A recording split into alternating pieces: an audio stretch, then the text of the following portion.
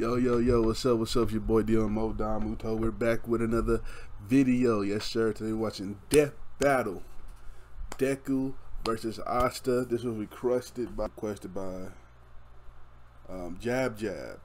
So shout out to him for requesting this video. And we're gonna get into it, man. Get into it. Deku versus Asta. And predictions. I think I got Deku. I got Deku. Asta, what he gonna do with it? Cause his sword ain't gonna work on him. His power really gonna work on him. Oh, let's get into it. Clover. Though you may be born bereft of the same gifts as your peers, there is nothing stopping you from achieving your dreams. As long as you're a fictional character in a fantasy world. I mean, as long as you've got your friends by your side, you'll pack a hell of a punch. He's Wiz and I'm Boomstick. And it's our job to analyze their weapons, armor, and skills to find out who would win a death battle. Izuku Midoriya wanted only one thing from life: to be a beacon of hope, just like his idol, the #1 ranked superhero in Japan, All Might.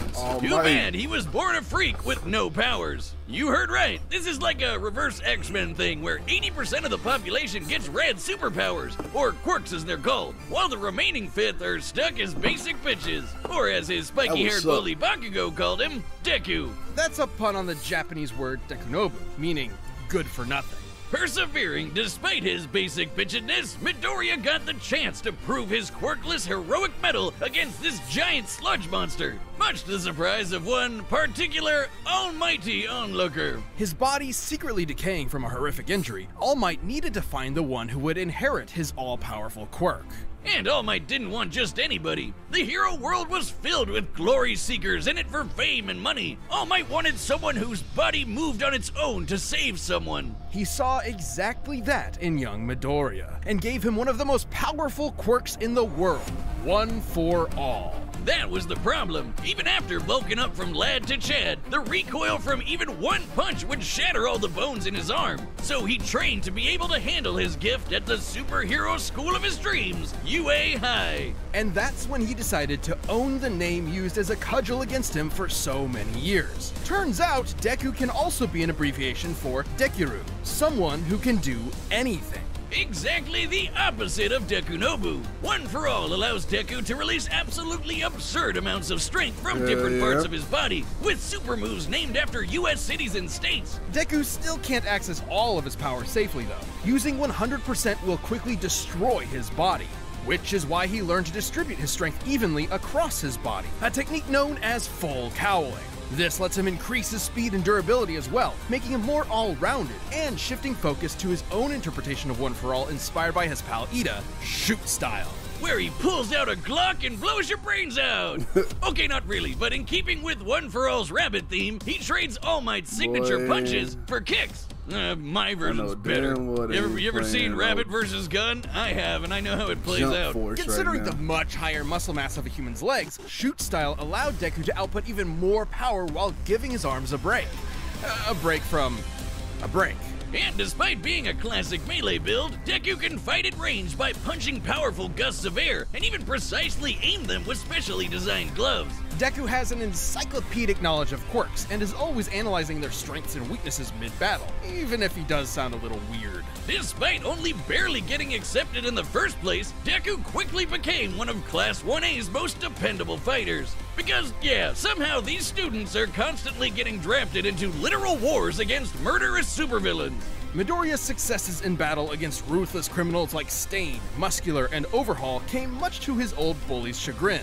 Where Bakugo was a child prodigy, he now found himself overshadowed by his hard-working rival, and the two would use their mutual respect and animosity to motivate each other to get stronger. Classic frenemies. They're only solving their problems by pounding the living tar out of each other. Luckily for him, Deku soon learned that living tar pounding wasn't the only thing he could do. Turns out, One for All did not originate with All Might. It had been passed down 8 times until it arrived at Deku, with each inheritance also— Man, I know y'all watching the new season. That new season is fire. I ain't read the manga, so I know y'all like to read the manga. I ain't read the manga, but I know this show going crazy, man. And I can't wait till Black Clover come back out, man. Damn. Bro, these shows going crazy.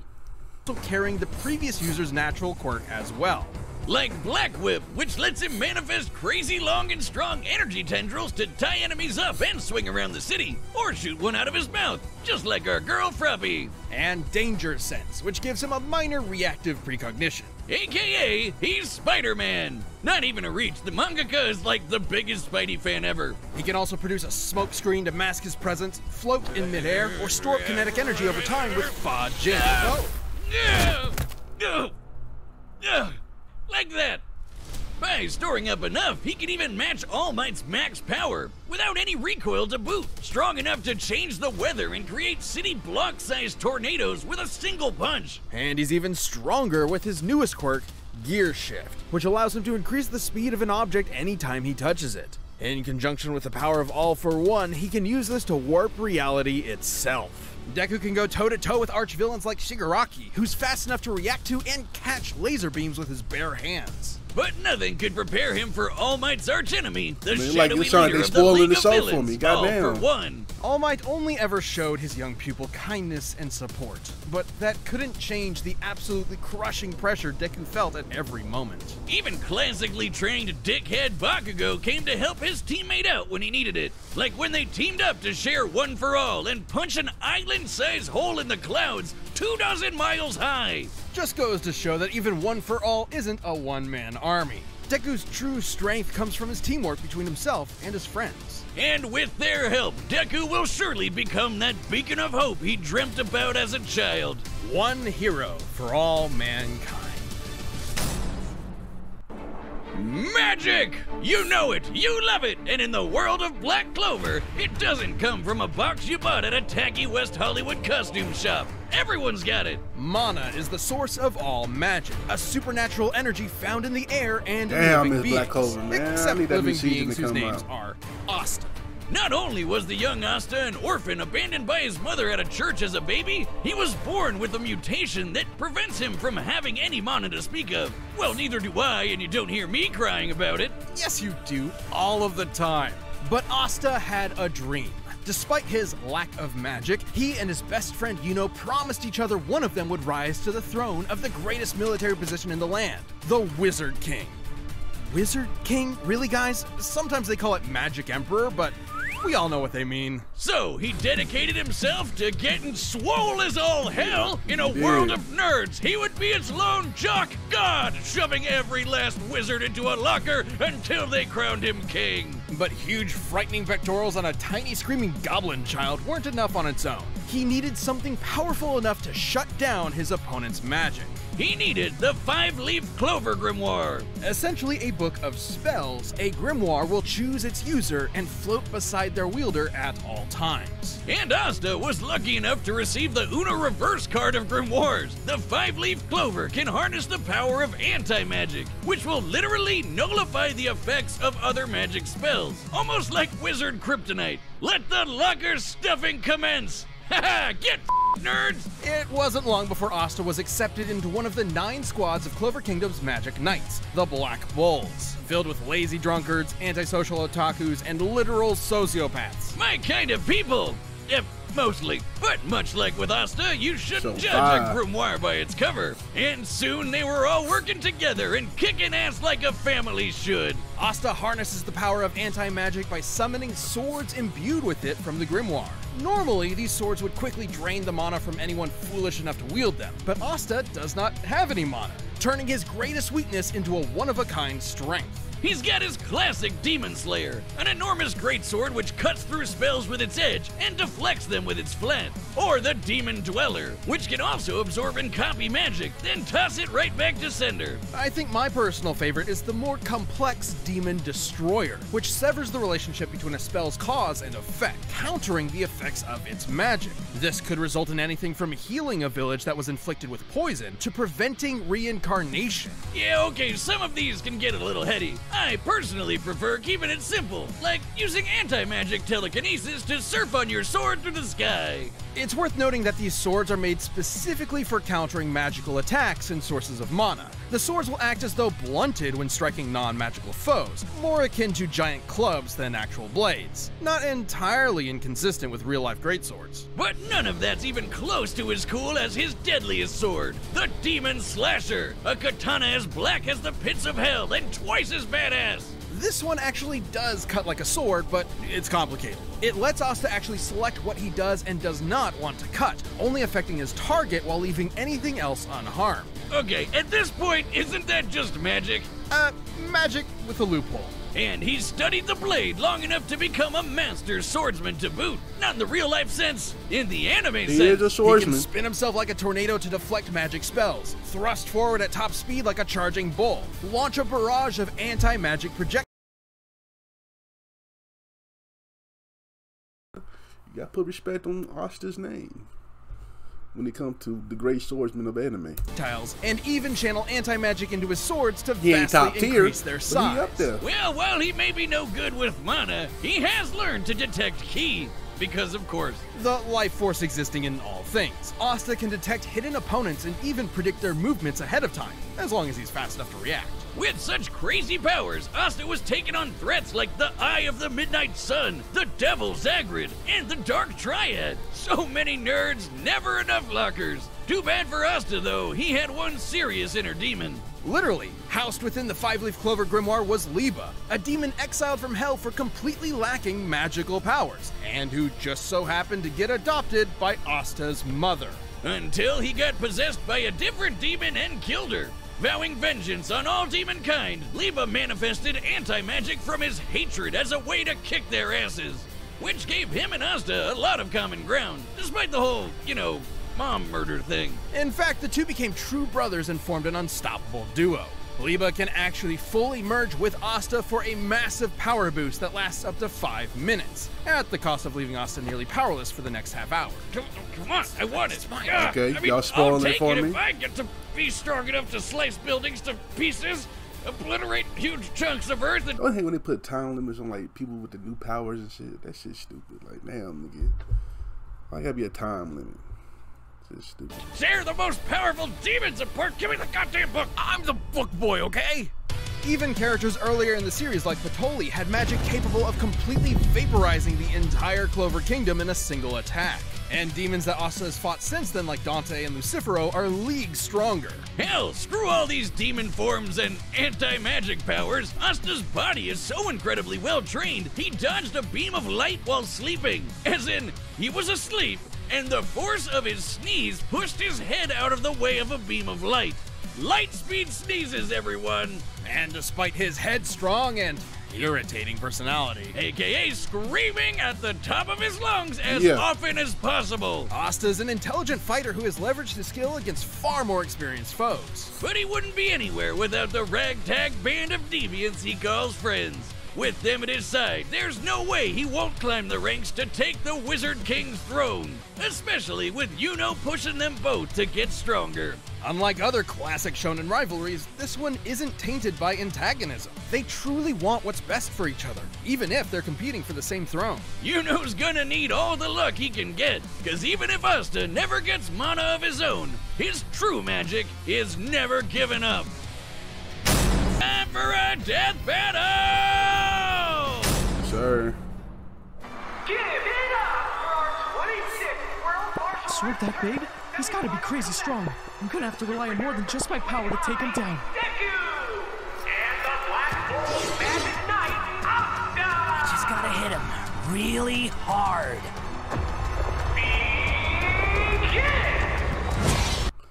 Already? Huh? Like, I don't know.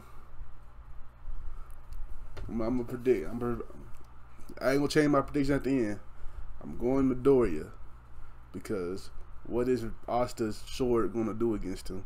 Even though Asta got not superhuman, but like he's very, mobile, strong. I don't think his own power can keep up with Midoriya, right? So I'm gonna go with Midoriya.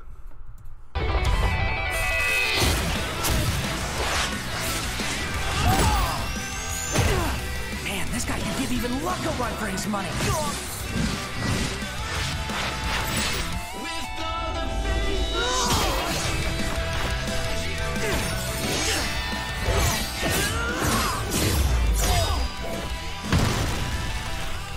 Aren't swords supposed to be sharp? His speed isn't slowed by his sword's weight at all. Gotta hamper his movements and get that book out of his hands. Huh? He found me!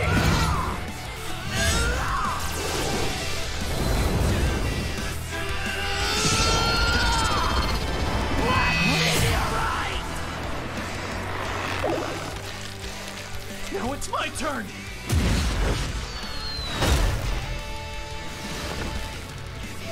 Wait! Are you not using magic? What kind of magic emperor would I be if I can't beat a guy like this? Detroit Smash!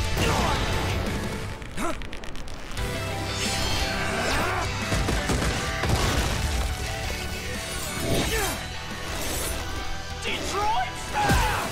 Detroit Smash! Detroit Smash!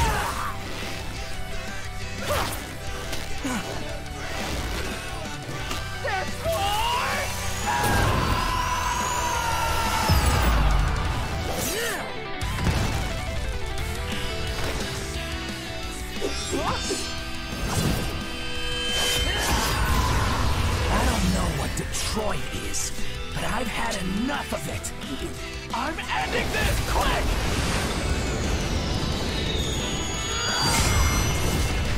Hit me with all you've got, because I'm never going down! Oh shit. Get at him. I like this animation though.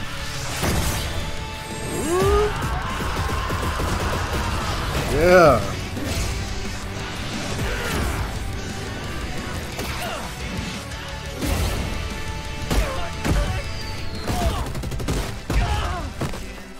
No use not going all out anymore.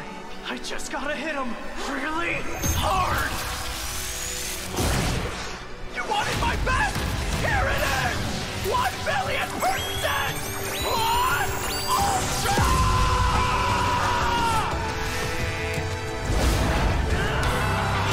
Let's go. Ooh. I did it.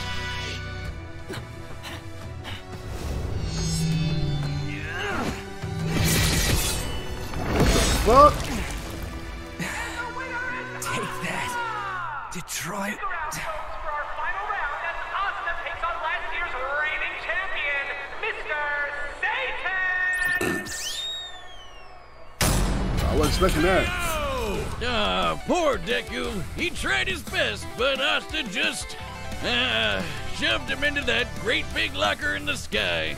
Both Deku and Asta were fairly evenly matched melee fighters without any specific abilities to give one an easy edge over the other. Though, to be fair, the variety of quirks Deku inherited from past users of One For All did make him more versatile and unpredictable. Plus, quirks are biological mutations, not connected to some supernatural energy source like mana, so Asta's anti-magic powers were basically useless here. And Deku was generally a smarter and more tactical fighter, but against Asta's incredible might, this time brawn beat brains. Let's crunch some numbers! Deku's greatest feat of strength was splitting that enormous cloud formation with Bakugo. By measuring the size of the island and comparing it to the clouds above, we can determine they dispersed over 63 trillion kilograms of water.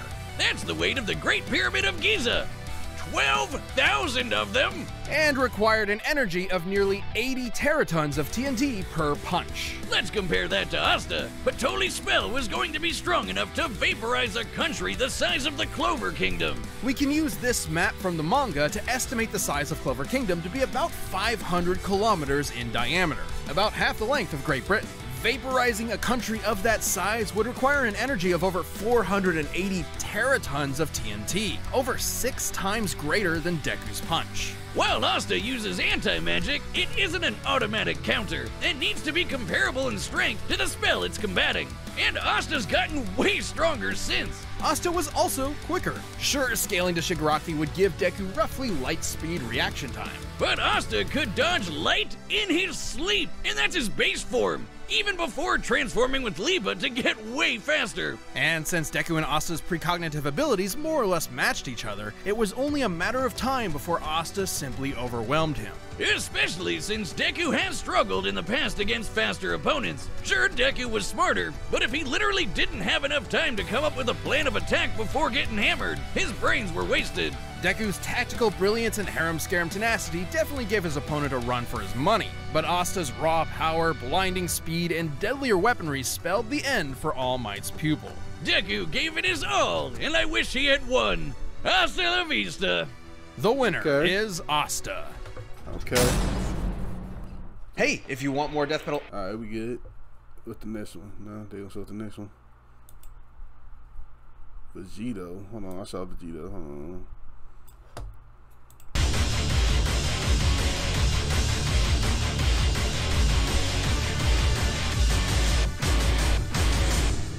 Vegito versus, is Vegito gonna win? What the fuck? Anyway, alright. You might watch that one too, but okay. I thought Deku had it, you know, whatever. Hey, shit happened.